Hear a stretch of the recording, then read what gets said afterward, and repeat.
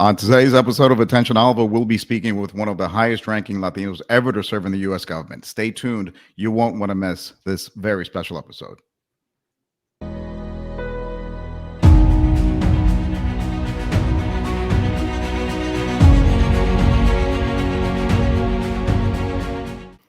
Hello, everyone, and thanks for tuning in to Attention ALVA, the podcast for the American Latino Veterans Association. We're really excited to have you join us for this very special episode. I'm your host, Danny Vargas, Chairman and CEO of ALVA. In addition to these podcasts where you get to hear from inspiring guests, we also have a webinar series where you'll learn great information on really important topics. And keep an eye out for our future events by visiting our website, alvavets.org, and our social media channels at ALVAVets.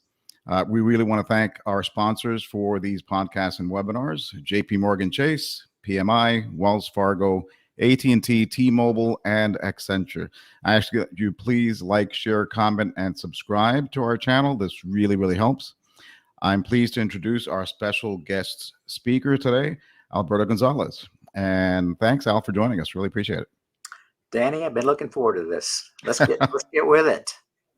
So let me take a moment to read your bio so everyone has an idea of your background. Alberto R. Gonzales served as the 80th Attorney General of the United States during the George W. Bush administration. Before entering public service, Gonzales practiced business law at the Houston law firm of Vinson and Elkins. In 1995, he resigned his law partnership to serve as General Counsel to the Governor of Texas. After 3 years, the governor appointed Gonzales as Texas Secretary of State.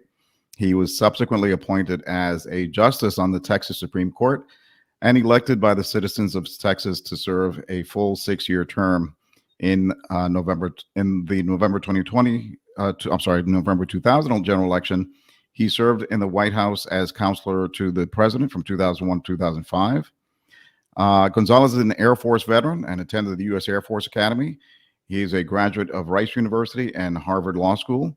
Presently, he is the Dean and Doyle Rogers Distinguished Professor of Law at Belmont University College of Law in Nashville, Tennessee.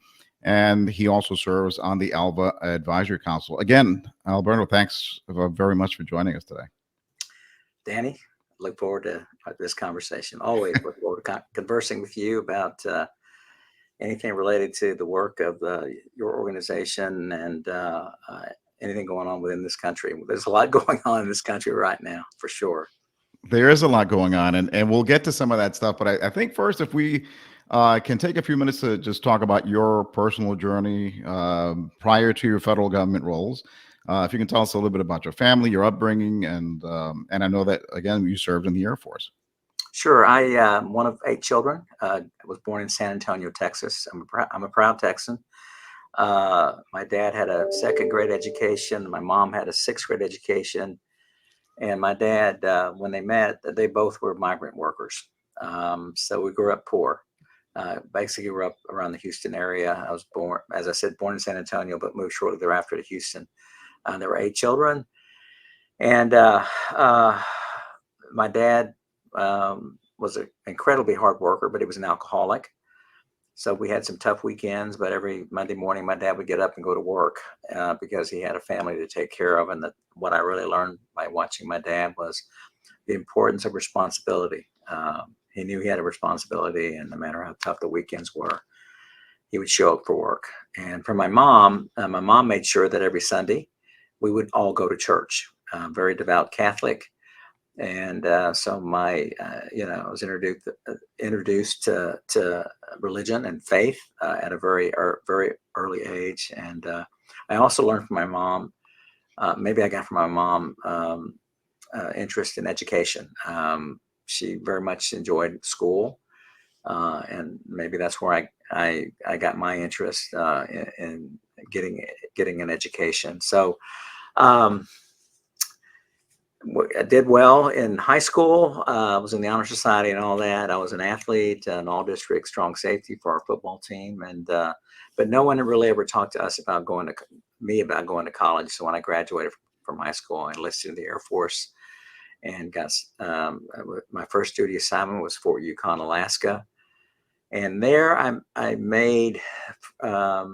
was introduced to 2 Air Force Academy graduates who saw something in me and said, you're a bright kid. You ought to think about going to school, and maybe you ought to think about getting an appointment to the Air Force Academy.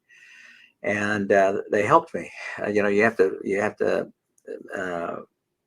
pass the physical fitness test. So they flew me down to an Army base in Fairbanks, Alaska, where I did my sit-ups, pull-ups, my 60-yard dash to make sure that I could pass minimum requirements.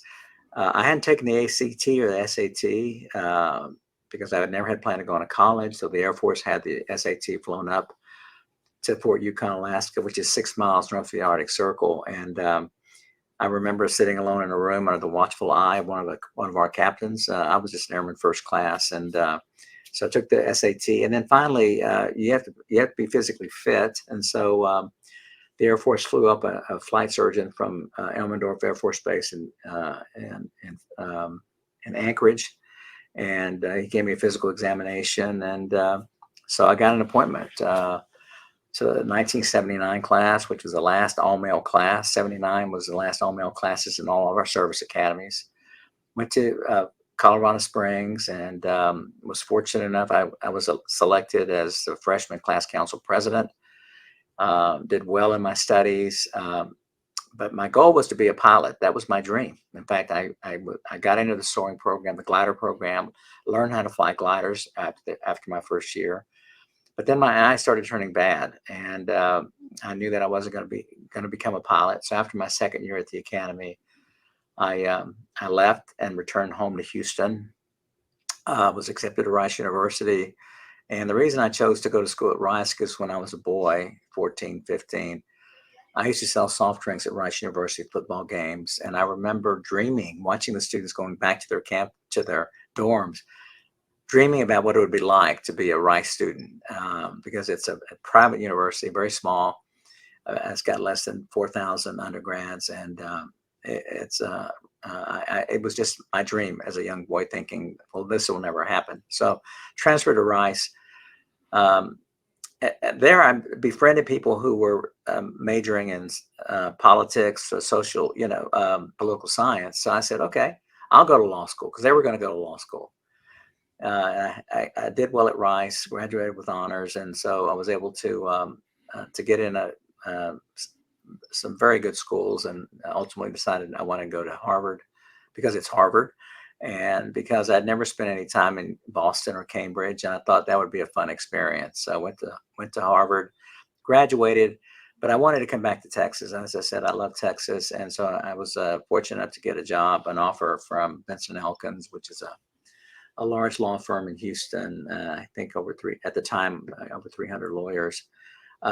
Went to Vinson Elkins, learned how to be a lawyer.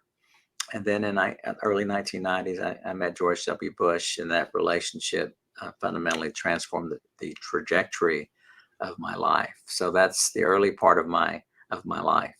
And weren't you a partner in the law firm? I was a partner. In fact, I turned down an opportunity to work in George H.W. Bush's administration because the firm had never had a minority partner, and I wanted to be the first. So I stayed and was made partner. And then a few years after that is when Bush runs for governor. I was asked, I'd only met him one time. I was asked during the campaign if I would host a reception for him at my law firm at Vinson Elkins.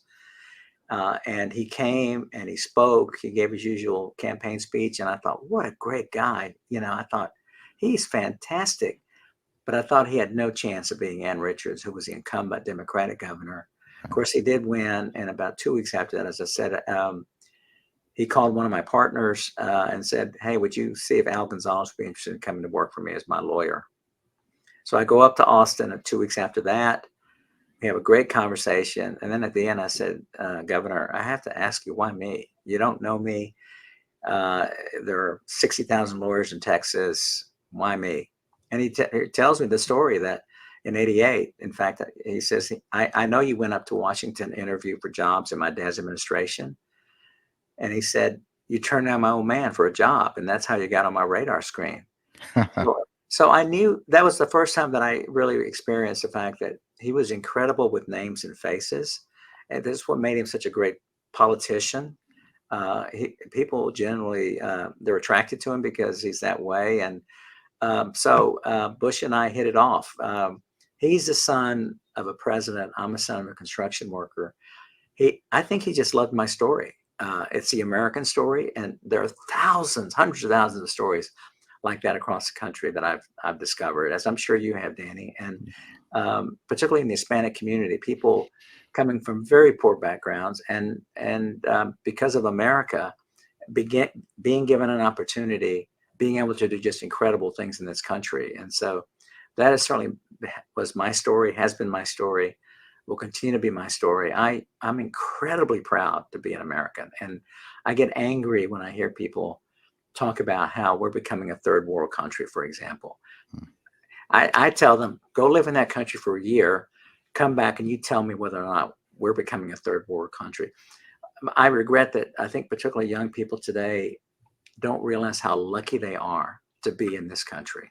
I mean, the opportunities and privileges that they have, and I think that's a shame. And we all of us, you and me, and listeners of this podcast, I think ought to make a special effort when they talk to young people to remind them people died to give them an opportunity, and they need to appreciate that and understand that. And if you get a chance, travel the world, and you'll see for yourself how great this country is.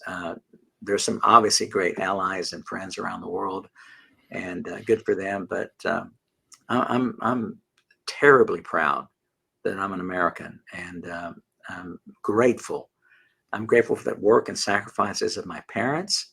I'm grateful for the opportunities given to me by George W. Bush and others, and I'm just proud. And I'm hopeful that people will listen to this podcast with you, and they'll be motivated to get with it, take advantage of the opportunities that they have, and make America, even better than it is today. Oh, I totally agree with everything you just said.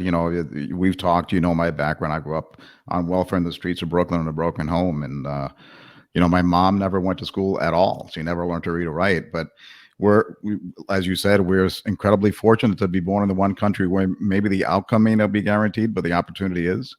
So yeah, I totally agree. And we've got to be grateful for everyone who's served in uniform to protect our liberties and our freedoms, and keep those opportunities alive for future generations. So I thank you for your military service and everything else that you've done in your career. And, let's go back to so after you spoke to then Governor Bush and he asked you to be his lawyer in Texas, you went on to also do other great things in Texas government.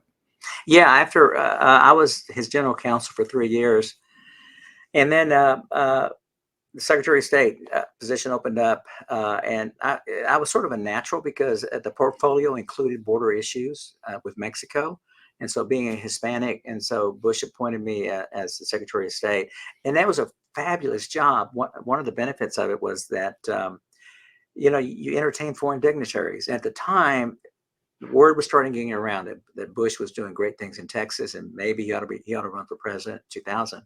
So that people from around the country, around the world, were coming to Texas to meet with him, and so I got to be a part of that, and that it was a lot of fun. Still being part of the governor's staff, but holding a constitutional office in Texas was a lot of fun. And then one day I'm traveling, and I get word that Raul Gonzales, who was the only Hispanic and the only Democrat on the Supreme Court at the time, was going to step down. Well, knowing Bush, how he felt about the minority community, I knew that he would want to replace Raul with a Hispanic. And I thought, I wonder if he's going to think about me. And sure enough, the next day, Bush was hosting the energy minister from Mexico at a breakfast at the governor's mansion. And as Secretary of State, I was at that breakfast. And after breakfast, Bush says, come on upstairs, I want to talk to you. So I go upstairs, and Governor Bush says, would you like to go on the Supreme Court? And my immediate response was, do you want me to go on the Supreme Court? And he laughs and he says, well, it's not what I want. Do you want to go on the court? And I was very candid with him. I said, Governor, I've never tried a case. I'm not a litigator, and certainly I've never been. I have no judicial experience, and so I honestly worried whether or not so much that I couldn't do the job. I felt that if I worked hard, I could be successful, but I kind of worried about how people would view that appointment. Would people think less of him, and maybe even less of me for the appointment? Mm-hmm. We both agreed that I would have the opportunity to think about it. And so I talked to my advisors, people I knew around the state that I respected, and asked them what they thought. And everyone, it was universal that I needed to do this. It would help me in my career long term. It would help Bush. And so I accepted the appointment, and I was on the court for 2 years. In Texas, when you're appointed to fill a vacancy, you serve until the next general election. The next general election was going to be 2000. And of course, in 2000 is when Bush was on the ballot to run for president. And so I'm on the ballot at the same time. We're both running for office. Of course, I win in a landslide because I drew no Democratic opposition. I drew a Libertarian. But nonetheless, I campaigned. And from time to time, I would run into Bush during his campaign for president. And I remember a few months before the election, Clay Johnson, who was the appointments director and was Bush's roommate in college, called me to say, I'm in charge of the transition and I'm putting together the initial team. So we're looking for a lawyer. It's got to be someone that's a good lawyer, someone that Bush trusts and knows well. Honestly, it's got to be you. Would you do this? And I told him, I gave him the diplomatic answer. Well, I got to go home and talk to my wife about it. But I knew immediately if I had a chance to work in the White House for the President of the United States, I was going to go. So I talked to Becky. Of course, we said yes. And then we campaigned. And then, of course, election night came. And I've been told that when with elections over, that Bush is going to call me to offer me the job. Mm-hmm. So, of course, I win. On election night, there's no resolution of the presidential election because of Florida, right? And the recount that was going to happen. But the next day, nonetheless, Bush calls me, and he congratulates me on the victory. And he says, "Listen, when this is over, this will be over in a few days." Of course, it lasted several weeks.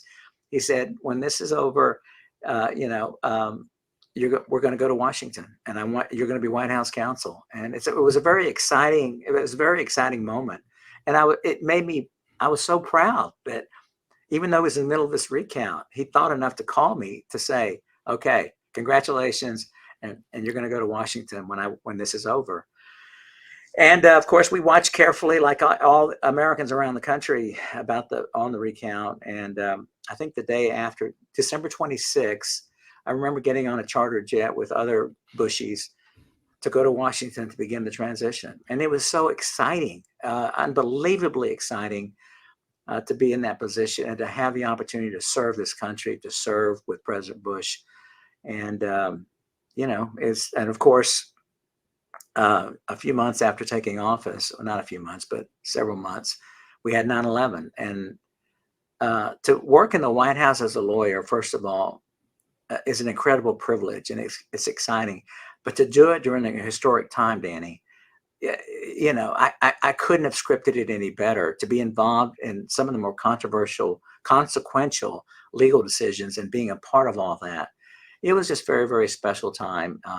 And I'm just grateful to have had the opportunity to do that because of my education, because of the hard work of my parents and friends and opportunities that people gave me. As you know, you need that. You need to be given opportunities, and there's nothing wrong with taking advantage of those opportunities. You need those kind of breaks. That helps sometimes and then you step up, you do a good job, and that hopefully leads to more opportunities. And that's exactly what happened for me. I want to dive deeper into those experiences, particularly the times after 9/11, but I'm going to go back to your education for a little bit because you're an incredibly smart person. I've enjoyed every conversation we've ever had, but as you said, you grew up poor in Texas. How were you able to get into Rice and Harvard? Were there scholarships? What were you able to take advantage of? Loans? Certainly scholarships played a difference. Now, of course, it was a different time, but I graduated from Rice, I think, owing less than $1,000. Okay. All right. And I graduated from Harvard owing $13,000. My GI bill, I did have GI Bill benefits, Mhm. and it ran out my last semester in law school. And it was like God, it was providence. It was God's will. This was God's plan because everything worked out for me. Because I got scholarships from Rice, but some loans, but those, again, less than $3,000 is what I owed Rice University, and there was never any question, or I never, never really worried about the financial part of it, and I was just very, very fortunate. That's great. I It mean, was very helpful. yeah, we encourage all of our veterans to take full advantage of the GI Bill, whether they're trying to get a degree or, unfortunately, you can't use the GI Bill too much for credentials and certifications, even though that's where the workforce is moving Nope, towards. absolutely, and I think that's a very important point to make. For some people, when they get out of high school, they don't know where to go, whether they should go to college. For some people, college isn't the right answer. Right. Sometimes, going to a good school where they get a certificate, trade school, is the right answer. And the truth of the matter is, sometimes it's going to be easier to get a job in that profession.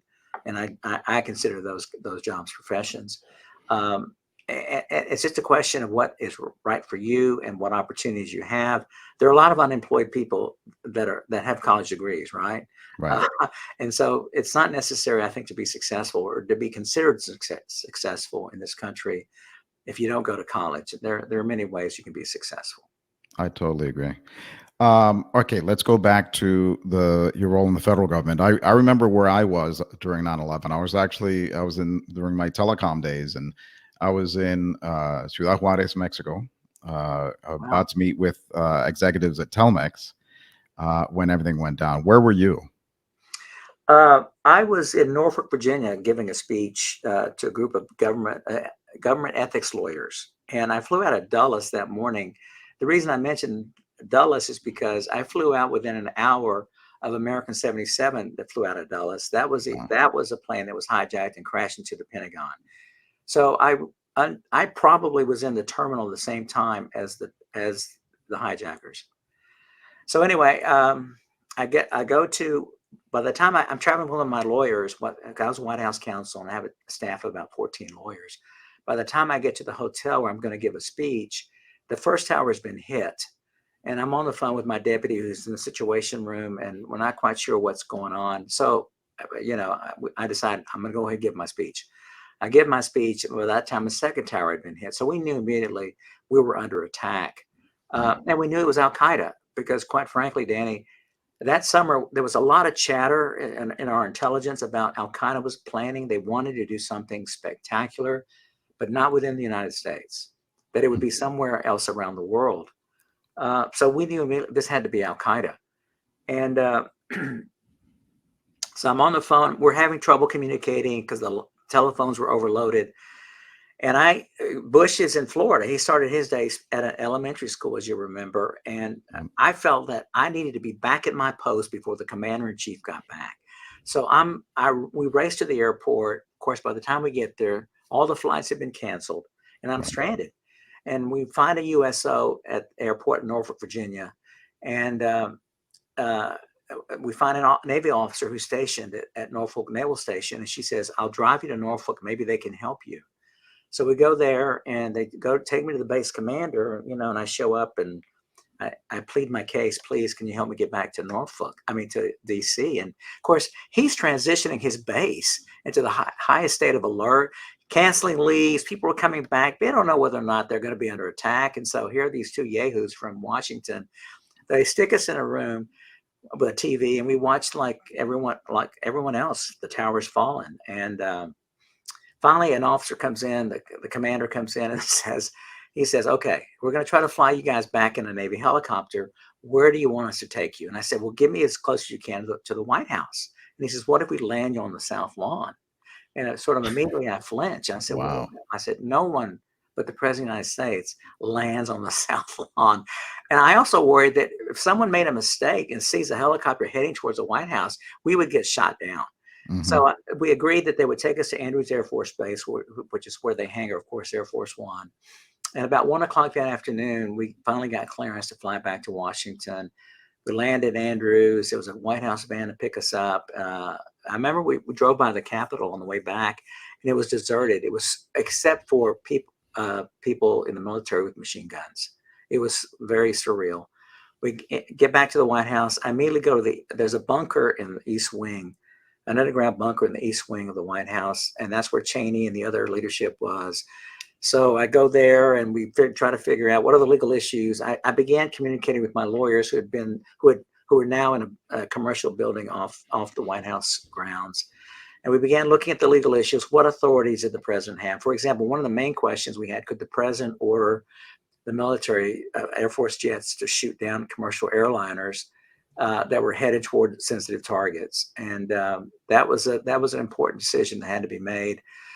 Finally, about 7 o'clock, we got word that Bush was coming home. And, I've had some pretty remarkable experiences, but the thing that I'll never forget is standing on the Oval Office porch with Karen Hughes, the communications director, and watching as Marine One brings Bush home that day.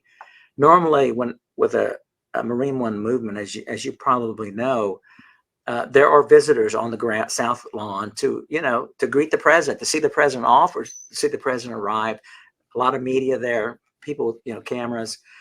That evening, there was just one camera crew and a bunch of agents with, black uniforms with machine guns forming a perimeter around the South Lawn. And Karen Hughes and we watched as Bush came home, and both of us worked for him in Texas. I was very curious about what I would see in his face. We know him pretty well. Mm-hmm. We greeted him as he approached us. We were on the Oval Office porch. He approached us, and he just nodded. He just walked right by us. And behind the Oval Office, for your listeners, is a small dining room and a small study. We go into the small study, and there we're greeted by Connie Rice, National Security Advisor, Andy Card, the Chief of Staff, and R.A. Flash, the Press Secretary. And we began working on the president's speech. And we also talked about what each of us had experienced that day. And then finally, about, I think, 9 o'clock, Bush gives his speech to the nation, and then I go home. And then I come back the next morning about 6:30, and it was as we all know, was a brand new world. So that was my day. And you're right, everyone of our age certainly has a memory, and particularly those who served in the military. They have a memory about that day. And many people who gallantly served our country did so because they were motivated by what happened that day. And that is one of the great features of American soldiers. I mean, these individuals who see danger and see it as their duty to defend America. And we saw a lot of that happen after 9/11. Well, and President Bush, who is the last president who was also a veteran, he was an Air Force veteran. Yeah. And my concern is that Americans start to forget where we were in the aftermath of 9/11. The dread, the fear, the trauma that the country experienced. And there are two things I would say about that. One, you're absolutely right. We were concerned about a second attack, but it brought us together.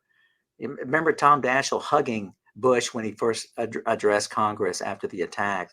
Clarence Thomas, this is an interesting story. One of my lawyers in the counsel's office, Clerk Clarence Thomas, knows him pretty well.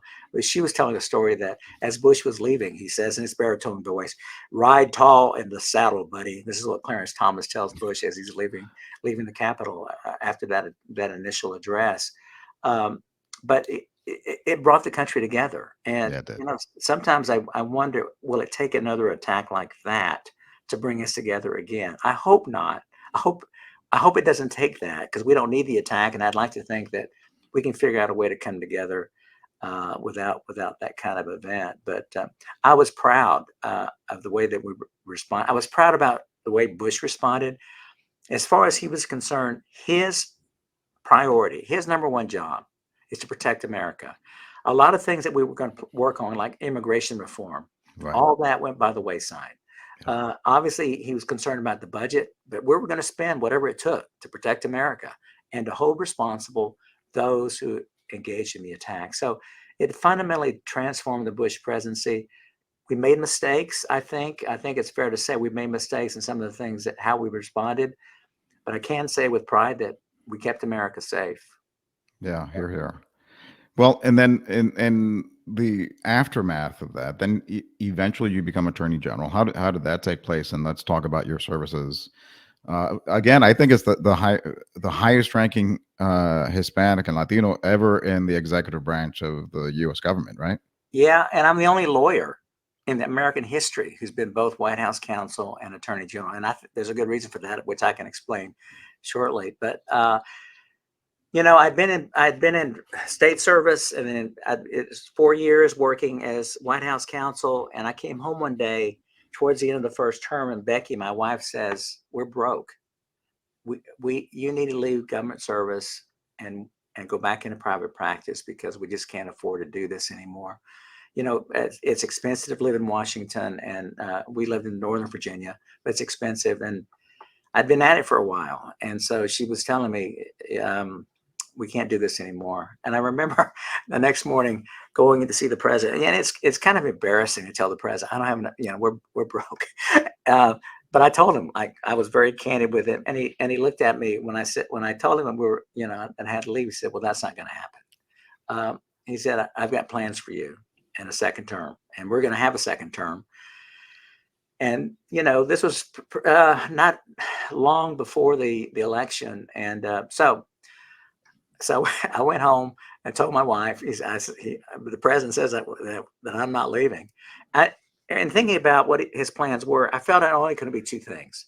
One, he was going to put me on the court because it was speculation. Bush wanted to be the president to put the first Hispanic on the court.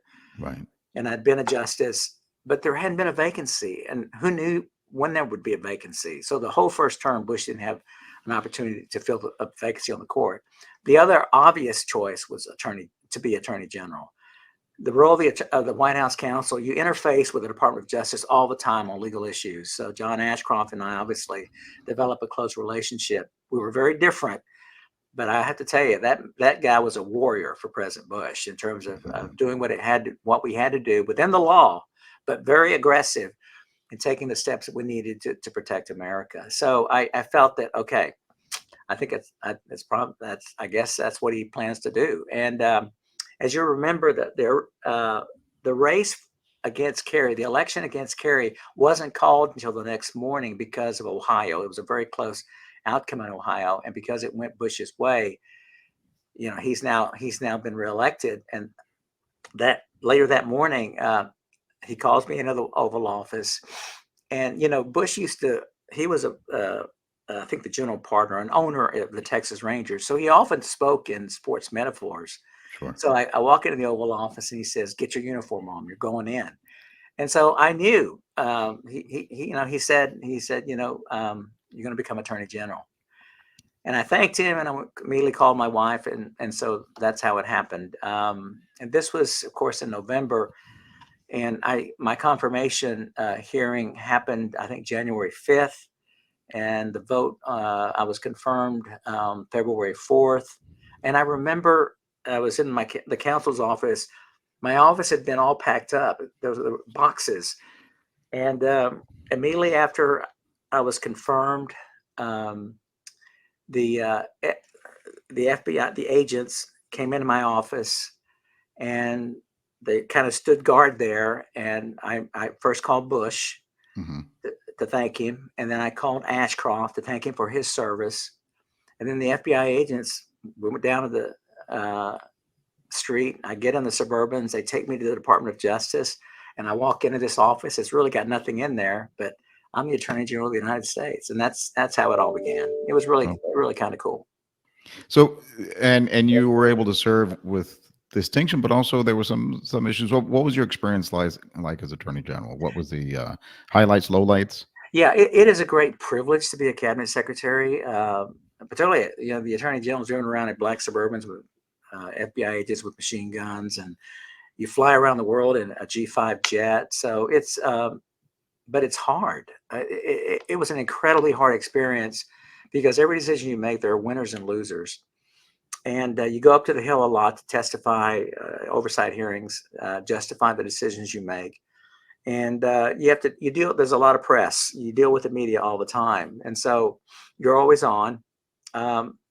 And I would, one of the things I enjoyed about being White House counsel is virtually every day I would talk to the president or see the president. I might go a week or two without seeing the president as Attorney General. Sure. I may go days without talking with him, and so it wasn't quite the same. It was a very kind of different thing. But to be the chief law enforcement officer of the country is it's just an incredible privilege. And I did it for 3 years. And you're right. What happened with me is some of the decisions that were made under the Ashcroft regime became controversial, like interrogation, surveillance, Geneva, Guantanamo. And because I had been White House counsel, they couldn't haul me up to testify when I was White House counsel. But as AG, I had to testify all the time. And so I sort of got tagged with being responsible for all of that. And then, of course, at the end of the first term, the White House made some decisions based upon my recommendation to remove some U.S. attorneys. Mm-hmm. That happens all the time with respect to a new term. And so, but that became controversial. And so it was, I'd have to say that certainly my last year as Attorney General was pretty difficult in terms of, because by then the Democrats had taken control of the Senate. That's the thing that made a big difference. When they got control of the Senate, people like Chuck Schumer, Pat Leahy, they really came after me pretty hard. That's unfortunate, and that's when the unity started to fray a little bit, right? A little bit, I think so. That's right. But I'm not. I don't want to sound like I'm being a crybaby. Public service should not be as difficult as it is sometimes. But I do tell my students, I encourage them to pursue public service when they graduate from Belmont Law School, but go in with your eyes open and your armor on, because it can be brutal, it can be cruel at times, and it shouldn't be that way. But we need to have good people still encouraged to serve in the highest levels of government. Well, I appreciate you saying that, because I think you're absolutely right. I think government service and public service in general is so not only important, but incredibly rewarding in many respects too.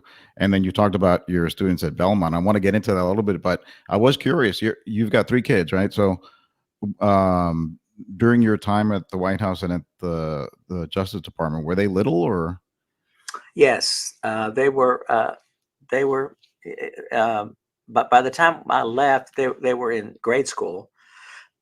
But I'm funny you asked this, because I remember every morning the Suburbans would show up at my house to take me to work. The first day I was no longer Attorney General, I remember looking out the window, seeing if the Suburbans were there, knowing that they wouldn't be there, but nonetheless seeing if they were there.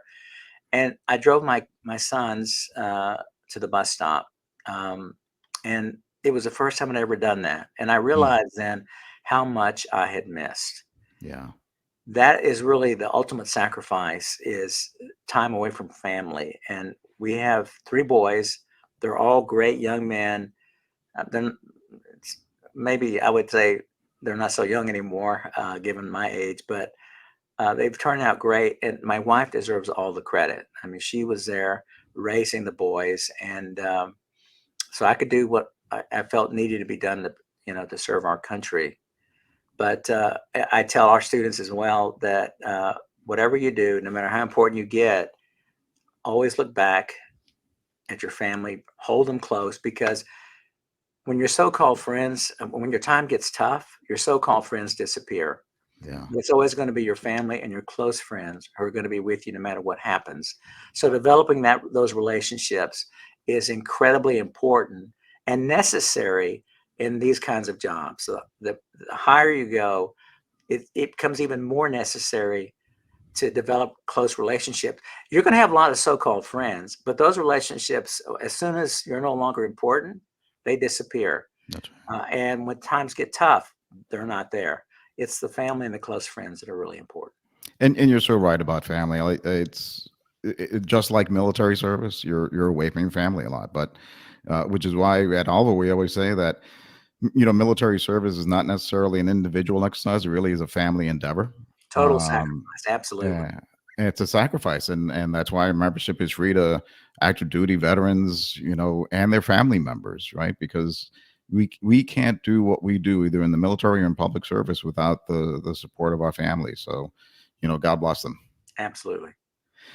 So let's talk now then about life after your roles in federal government and life after your role as Attorney General. Yeah, I had options to do various things. I One of the big decisions I made was I didn't want to go back into private practice so much. I'd done that. I've been a partner, so I chose academia because it felt right to be involved in training the next generation of leaders. That's the way I look at my role today. I'm playing a small part in preparing the next generation of leaders. And I often talk when talking to our students here, or whenever I travel the country and have the opportunity to talk to young people, I emphasize several things. America's great, one of the greatest, if not, one of the greatest countries in the world. We all have an obligation to protect the legacy that we were born with, and find time during your life, during your career, to give back. And there are many, many ways, as you know, to give back. Obviously, one of the greatest sacrifice we made is to go serve in our military. But there are many ways to give back, and we try to emphasize that you have a lifetime to make money. You have a lifetime to make money, and so we try to encourage that in our students, and anybody that I talk with that's willing to listen to me. I remind them, how important it is to give back. So how long have you been at Belmont? I've been at Belmont since 2012. It's been a while. The school's been good to us. Two of our sons are Belmont graduates. My wife is a Belmont graduate. That's awesome. They've really been good to us. They've taken care of us. We live in Belmont is in Nashville, Tennessee. This is a very exciting place, particularly for a young person. Downtown Nashville, Broadway, on a weekend, it's crazy.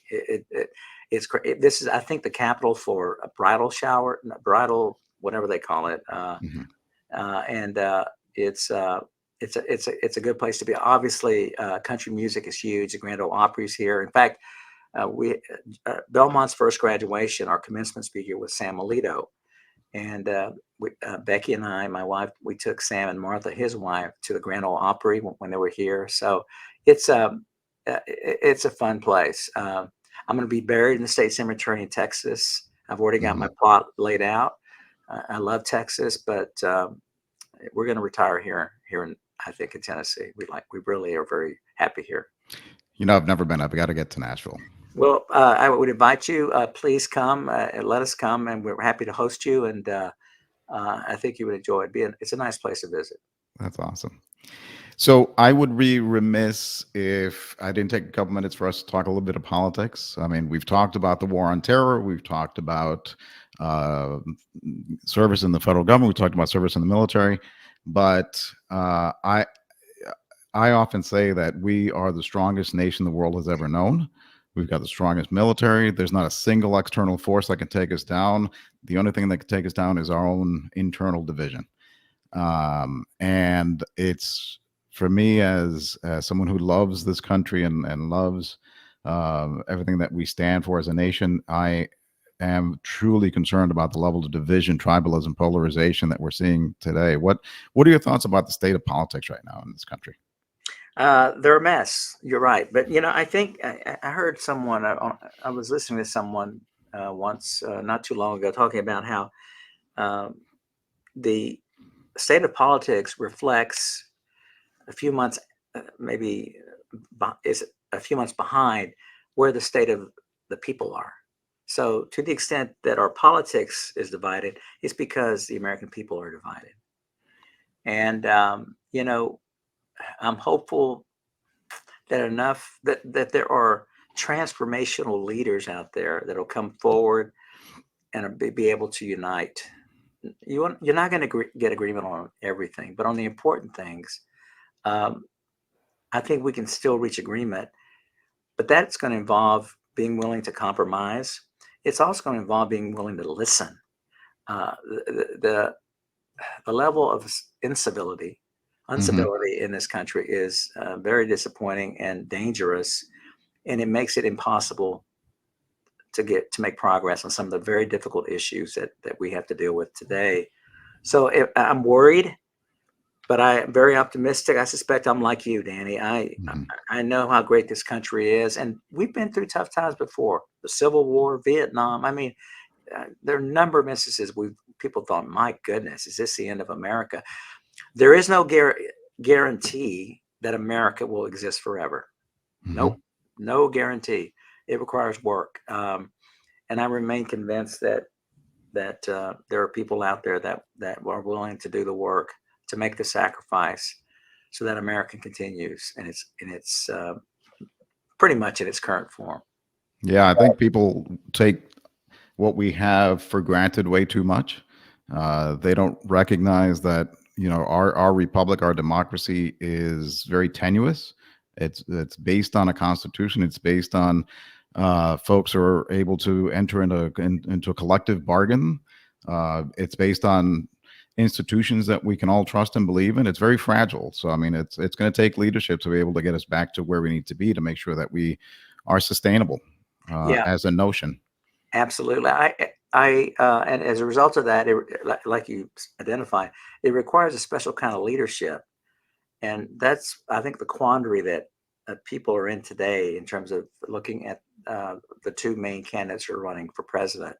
Um, in their own way, they're unique. In their own way, they're deeply flawed, Hmm. and and I think that it's caused many people that I talk to wonder. We're a nation of what, 370 or so million. To provide this choice to the American people is very bewildering to a lot of people. Like, Yeah. how did we get here? And I know that there are fans for both candidates, and I get that. But I worry. I'm very worried about. I'm very worried about this election. Now, does that mean that I'm going to sit out? No, I'm going to make a choice. I've got Hmm. to decide what choice to make. But I think all of us have an obligation. I hope everyone understands and appreciates. Yeah, this is a historic period, and we have a historic obligation. I think to get educated and to make a choice that you think is best for yourself and your family. But we can't just put our head in the sand and say, "Oh, this is so bad. I want no part of it." I think that's the wrong approach, Danny. I think we gotta, people like yourself. You have to give other people like me opportunities to talk about um, what's going on, and to remind everyone they have an obligation as a citizen of this country to get educated, to take a position, and to go vote in particular. But I have no idea how this is going to turn out. No idea. Yeah, it's going to be tough, but I think to the extent that each individual can look beyond just the color of the jersey, if you will, to use another sports Yeah. metaphor, and make sure that we're able to see beyond just what's in the news and capturing the headlines and so forth. That what can they do as an individual to make our nation stronger, freer, more prosperous? What can we do to make our society more fair, more equal, more just, and encourage others to model peace, love, unity, kindness. The types of things that really matter at the end of the day for human beings and human interaction. Um, but I think having that mindset of coming together. I mean, look, I miss the days when Tip O'Neill and Ronald Reagan would be able to get a drink. Leaders of opposite parties. I mean, we need to be able to have get back to a time where consensus and compromise weren't dirty words. You're absolutely right. And I don't know whether or not these two individuals, um, I don't know. I am a little bit worried, but I still have confidence that we're going to get through this. And you know, because we have to. We have to. We are America, and that's just what we do, right? That's what we Here, do. here, here, Yeah. here. Well, Al, listen, I can't tell you how much I appreciate your thoughts, your wisdom, your words, your time, your service. If you don't mind, I'm going to give you an opportunity just to take a few seconds to be able to share some final thoughts and some pearls of wisdom with our audience before we wrap up. Well, if I may, I'd rather just say thank you to the veterans. When I speak to people, I often talk about name a country who's given more sons and daughters to secure freedom, not for our own freedom, but freedom in foreign lands. That's who we are. That is what the veterans have done. It kept us safe, but more than that, kept other countries around the world safe. And so we owe our veterans, putting me aside, but we owe our veterans, such gratitude. For what they allow us to pursue our dreams. And for many of them, they come back wounded, either physically or mentally. Families are torn apart, but nonetheless, that's what they do. And that's always been true for us. I hope that will continue to be true going forward, but I just want to salute the veterans. Hear, hear. And those in the military today, of course.